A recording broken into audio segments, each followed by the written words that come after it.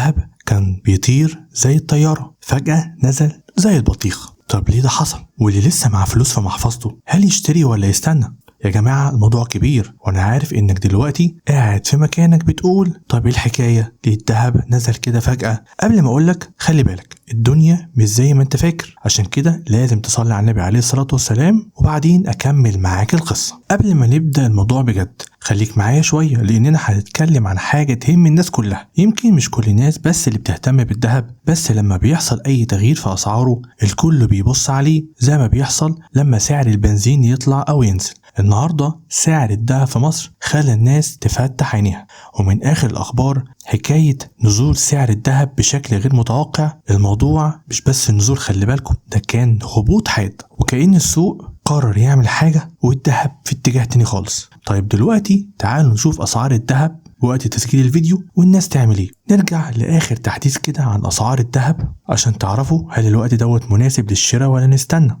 عيار 24 لو انت من الناس اللي بتحب الفخامة واللمعان سعره وصل ل 5600 جنيه، لحد امبارح كان ب 6000، لكن دلوقتي حابب يشوف الدنيا ماشية ازاي بعد ما نزل شوية. عيار 21 زي ما بيقولوا كده هو ده الذهب الشعبي في مصر، هو ده اللي الناس بتشتريه أكتر، وسعره النهاردة بقى ب 4900 جنيه. واللي معاه فلوس وقالك يلا هشتري كمية دلوقتي بيقول يلا خليني أفكر شوية. عيار بقى 18 سعره بقى ب 4200 جنيه، وكده لو كنت داخل على شبكة ممكن أقولك الموضوع يكون مناسب ليك. بالنسبة بقى للجنيه الذهب هو ده اللي زي الماكينة اللي بتنتج فلوس كل شوية، سعره وصل ل 39200 جنيه. لو معاك الجنيه ده دلوقتي عايز أقولك أنت كده معاك فلوس مش قليلة في جيبك. وطبعا المصنعية بتتغير من محل للتاني، ممكن تبدأ من أول 30 جنيه لحد 65 جنيه، وفي بعض المحلات بيوصل لحد 100 جنيه. طيب ليه الذهب نزل؟ تعالوا كده نشوف اللي ورا الكواليس. دلوقتي لازم أفهمك ليه الذهب نزل فجأة كده. السبب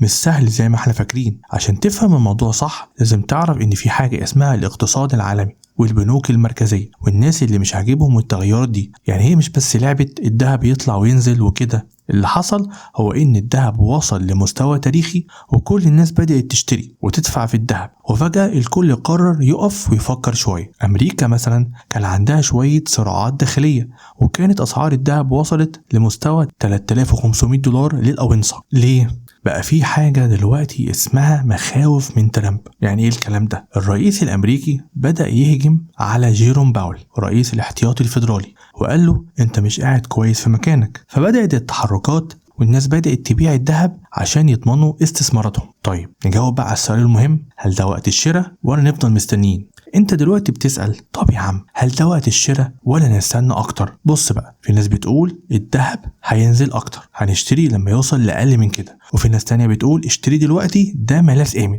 وهنا السؤال انت مين فيهم؟ في خبراء بيقولوا ان الذهب دلوقتي وصل لذروة الشراء والمفروض انهم يهدوا شوية، لكن ممكن يطلع تاني مع الاحداث اللي جاية. يعني في ناس بتقول ده فرصة، واللي بيخاف يقول مفيش فرصة قدامنا دلوقتي هنستنى. طيب المشهد العالمي دلوقتي اللي بيحصل في سوق الذهب وتوقعات في المستقبل ان شاء الله. يعني اذا حبيت تتابع الموضوع ده معايا في اخبار كمان عن التوترات العالمية والحرب التجارية ما بين الصين وامريكا هي اللي محركة كل ده، وامريكا لسه عندها مشاكل مع السياسة المالية. ترامب عمال يضغط عشان يقلل الفوائد، ولكن لا الفيدرالي ولا السوق عايز يوافق. وهنا الناس بدأت تشوف الذهب كملاذ آمن اكتر من اي وقت تاني، خصوصا بعد ما في تطورات مش مفهومة كتير في السوق الامريكي. تعالوا نرجع شوية للأساسيات. لما تيجي تحسب سعر الذهب لازم تعرف ان في مصنعية زي ما قلت لك قبل كده وفي دمخة. في ناس كتير مش فاهمة الفرق ده. يعني لو انت جاي تشتري عيار 21 زي ما بيدخلوا في المحلات بيقولوا عايز كذا جرام، الموضوع مش بس بالجرام، لا ده لازم تحسب المصنعية. ممكن مثلا الجرام يكون ب 4900 جنيه، ولما تضيف المصنعية تبقى حاسب 100 جنيه لحد 150 جنيه زيادة. طيب دلوقتي لو الفيديو بجد عجبكم وحاسين كده ان انتوا في حاجات لسه مش فاهمينها كفايه، مفيش مشكله عادي، اتفرجوا على الفيديوهات اللي فاتت قبل كده هتلاقوها موجوده على القناه.